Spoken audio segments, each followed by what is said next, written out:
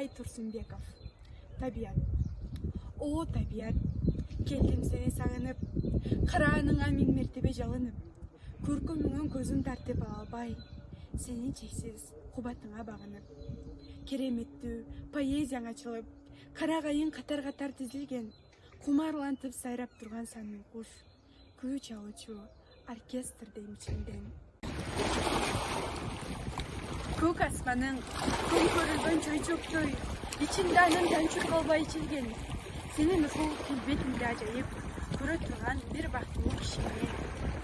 Тоңқылдағын, барабанын қойғылап, сорлар болса сұрнайының солылтат, музыканың қош-қосында дем албай, билейт бірге, жол бұлақ.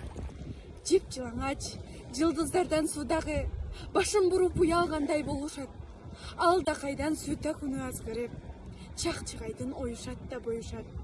Чөбің гүлің, бұр құраған жетменен, барат мені жипарыңа мас қылып, ұчырасың жақ-жаштыны қойлырды.